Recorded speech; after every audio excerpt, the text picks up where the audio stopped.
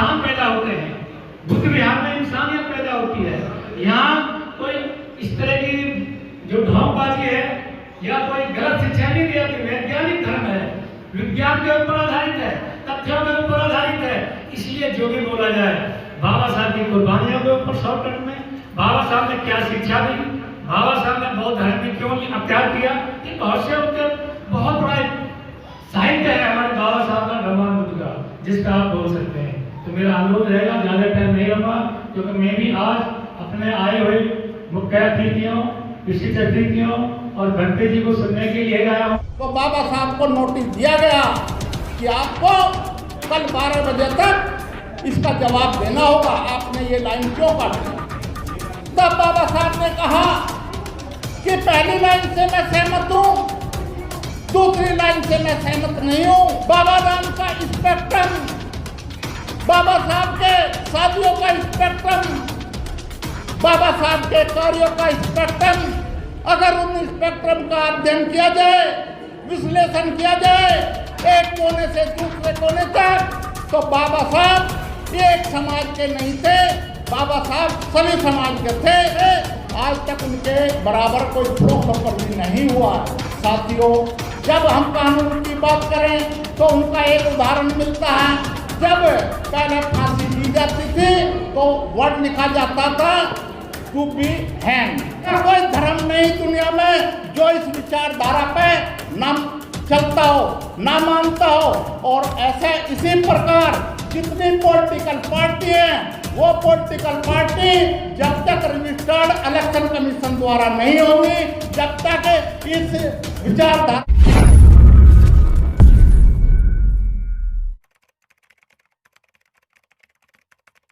134वें जन्म उत्सव समारोह, 134वें जयंती समारोह में बधाई देने से पहले वैज्ञानिक सोच पैदा करने वाले बुद्ध को कोटि कोटि नमन करता हूं, लॉर्ड मैकाले को नमन करता हूं, बुद्ध मौर्य को नमन करता हूं, पेरियार जी, Jyotiba Phule ji, John Dewey, लोकनाथा, Gabriel टाडे आदि महापुरुषों को नमन करता हूं, वीपी सिंह जी को नमन करता हूं और एम्पायर जहांगीर को कोटि कोटि नमन करता हूं। और अंत में उस महामानव जिसकी जयंती आज हम मना रहे हैं, उनके विषय में बहुत कुछ पूर्व वक्ताओं ने खास तौर से भंते कर्नाटक नीचे सब कुछ बता दिया है, ज्यादा कुछ कहने के लिए नहीं बचा। एक दो बात और मैं कहूंगा। पहली बात, साथियों, इस पर्व पर आपको कोटि कोटि बधाई देता हूं और विशेष तौर से भंते कर्णाकरण जी को और इस समारोह की आयोजक समिति विशेष रूप से वीपी सिंह जी और उनकी टीम को इसलिए इस पर्व पर बधाई देता हूं क्योंकि इनके संघर्षों ने आज ये जयंती जो हम मना रहे हैं, उस संघर्ष में इनकी जीत हुई है। इस कहानी का आपको पिछले साल जब मुझे पता चला कि नोएडा अथॉरिटी ने नोटिस भेजा है, कुछ पैसा रहा होगा, उसी के लिए मैंने बधाई दी है। साथियों,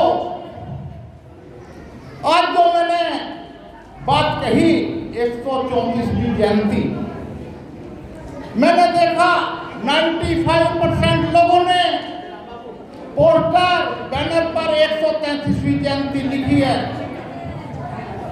और जब मैंने इसको कैलकुलेट किया, गूगल पे खोजा और अपने मैथमेटिक्स से निकाला तो 134वां वो निकल के आता है। और जन्मदिन, जयंती, एनिवर्सरी, वर्षगांठ, इनमें अध्ययन करने से पता चलता है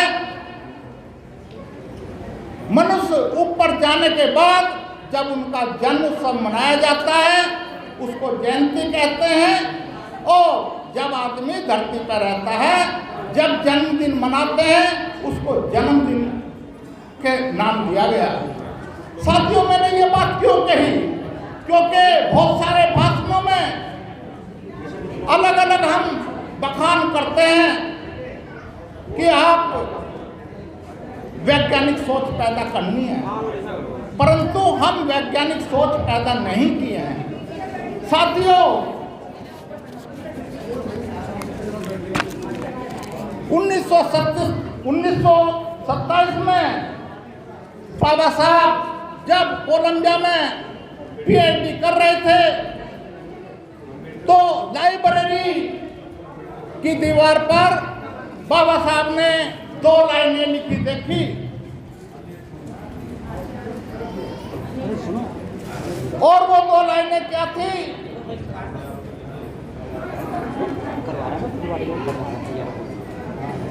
कि आम आदमी पैदा होता है और मरता है, लेकिन महापुरुष पैदा होता है और वो नहीं मरता, मरता नहीं है। जब बाबा साहब ने ये 2 लाइनें लिखी देखी, अब क्योंकि बाबा साहब वैज्ञानिक सोच के बहुत धनी थे तो उन्होंने उस दूसरी लाइन को काट दिया। और जब ये यूनिवर्सिटी के अध्यापकों को, बच्चों को पता चला और सूचित किया वहाँ की कंट्रोलिंग अथॉरिटी को, तो बाबा साहब को नोटिस दिया गया कि आपको कल 12 बजे तक इसका जवाब देना होगा, आपने ये लाइन क्यों काटी। तब बाबा साहब ने कहा कि पहली लाइन से मैं सहमत हूँ, दूसरी लाइन से मैं सहमत नहीं हूँ। महापुरुष वही जिंदा रहता है, वही अमर रहता है जिसकी विचारधारा अमर रहती है। जिस व्यक्ति की विचारधारा, जिस महापुरुष की विचारधारा जिंदा नहीं रहती, वो महापुरुष जिंदा नहीं रहते। और इसी कारण पूरे देश में, इस दुनिया में बाबा साहब की विचारों को जिंदा रखने के लिए जयंती मनाई जाती है। साथियों, बाबा साहब के शिक्षा के बारे में और उन्होंने क्या काम किए, जो पूर्व वक्ताओं ने बताया, भली बातें सिद्ध करता है। जो बाबा साहब के नाम का स्पेक्ट्रम था, बाबा नाम का स्पेक्ट्रम, बाबा साहब के शादियों का स्पेक्ट्रम, बाबा साहब के कार्यों का स्पेक्ट्रम, अगर उन स्पेक्ट्रम का अध्ययन किया जाए, विश्लेषण किया जाए एक कोने से दूसरे कोने तक, तो बाबा साहब एक समाज के नहीं थे, बाबा साहब सभी समाज के थे। फॉर एग्जाम्पल, नाम बाबा साहब का दलित जो नाम मिला, भीमराव भीमराव, और अंत में जो कृष्णदेव जो शिक्षक ब्राह्मण था, अम्बेडकर टाइटल दिया। तो स्पेक्ट्रम के दोनों के बीच में सभी वर्ग आ जाते हैं। इसी प्रकार जब कार्यों की हम बात करते हैं, क्या महिला वर्ग के लिए किया हो, ज़्यादातर काम उन्होंने सरकारी नौकरों के लिए किया, पेंशन का, कमीशन का, पे कमीशन का, प्रोविडेंट फंड का, मैटरनिटी लीव का, क्या बांध की बात हो या दूसरी बात हो।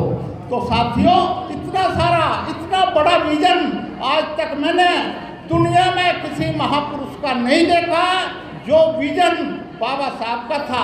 इतने बड़े फिलोसोफर थे, आज तक उनके बराबर कोई फिलोसोफर भी नहीं हुआ। साथियों, जब हम कानून की बात करें तो उनका एक उदाहरण मिलता है। जब पहले फांसी दी जाती थी तो वर्ड लिखा जाता था टू बी हैंग। बाबा साहब के पास जब केस आया और अध्ययन किया तो बाबा साहब के एक वर्ड ने ही उस बेंच ने ये उस फांसी पे जो आदमी लटकने वाला था उसको बचा लिया। जज साहब से कहा कि नहीं, आपने हैंग करने का ऑर्डर दिया है और ये आदमी मरना नहीं चाहिए। तब उसमें हैंग टिल डेथ उसमें लिखना शुरू हुआ। साथियों, ये मैं क्यों कह रहा हूं? क्योंकि ज्ञान और विज्ञान का जो फासला है, आपके पास, सबके पास ऐसा कोई व्यक्ति नहीं है जिसके पास कोई ना कोई ज्ञान ना हो, परंतु कमी कहाँ है? वो ज्ञान आपको विज्ञान के फिल्टर से गुजार करके ग्रहण करना होगा। तो वैज्ञानिक सोच आपको डेवलप करनी होगी और इसी कारण से हम देवी देवता को पूजते हैं। क्यों? क्योंकि हम शिव जी का इतिहास नहीं पढ़ते, पार्वती का नहीं पढ़ते, सरस्वती का नहीं पढ़ते और अन्य देवता का नहीं पढ़ते। अगर उनको पढ़ लेंगे तो आपकी तरह, आम इंसान की तरह वो पैदा हुए हैं, आप आम इंसान की तरह वो मरे हैं, आपकी तरह परिवार बसाया है, तो वो कैसे भगवान का रूप ले सकते हैं? अब भगवान तो एक ही है। भगवान है क्या? God, GOD God, global operating device, ये शॉर्ट फॉर्म है और वो एक ही है जो इस दुनिया को संचालित कर रहा है। अब मैं, समय ज़्यादा नहीं है, 1 मिनट में बात खत्म करता हूँ। कुछ साथी 2 साल पहले जो ब्राह्मण वर्ग थे मेरे से चर्चा कर रहे थे कि आप बुद्धिज्म की डेफिनेशन बता सकते हैं। मैंने बहुत जगह खोज की, बहुत सारे भक्तों से पूछा, तो जब मुझे नहीं पता मैं पढ़ता गया और मुझे एक जगह वो परिभाषा मिली। What is Buddhism? Buddhism is not a pencil, Buddhism is not a तीर्थराम, Buddhism is a science to examine the truth of a thing और matter. Buddhism is a science to examine the truth of a thing और matter. This is Buddhism. क्योंकि बुद्ध अपने जीवन में क्या करते रहे? बुद्ध क्या करते? हर चीज का एग्जामिनेशन करते रहे, उसकी सच्चाई जानने का उनका सबसे बड़ा कर्तव्य था, धर्म था, और वही बात कही।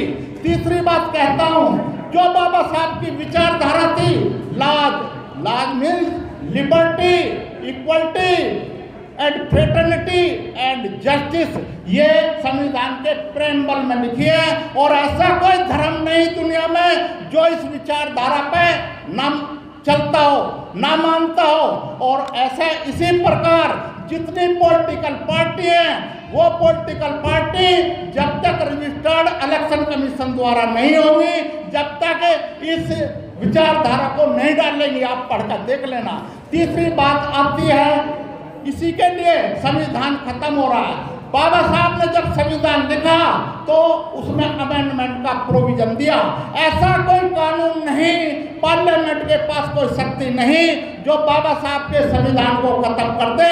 अगर संविधान को खत्म करना होगा तो पार्लियामेंट को कंस्टिट्यूएंट असेंबली बनानी पड़ेगी, और कंस्टिट्यूएंट असेंबली जब बनेगी तो अलग अलग जो सदस्य चुन के आएंगे उसे हमें ध्यान में रख करके चुनना होगा। ऐसा नहीं कि आपने किसी और उद्देश्य से एक एमपी बनाया और आपका संविधान वो खत्म कर दे। संविधान आसानी से खत्म नहीं हो सकता। साथियों, इसके लिए अब रिजर्व सीट की बात आती है। मैंने जब ध्यान दिया, जज साहब बैठे हैं, बहुत जजों से पूछा और उनसे मैंने कहा कि एक मिनट, जब मैंने ये बात ध्यान दी पढ़ने के बाद कि रिजर्व सीट पे पॉलिटिकल पार्टी के पास कौन सा अधिकार है जो रिजर्व सीट पर अपना कैंडिडेट उतारती है। मैंने आरटीआई लगाई, कोई जवाब नहीं। तो ये एक मुद्दा है, इसके लिए मैं पीआईएल तैयार कर रहा हूं और डालूंगा कि जितनी पॉलिटिकल पार्टी है इन पर रोक लगाई जाए।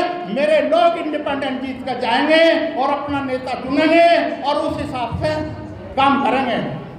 वंस अगेन सबको बधाई देता हूँ और धन्यवाद। नमो बुद्धाय। बहुत बहुत धन्यवाद, बहुत बहुत आभार।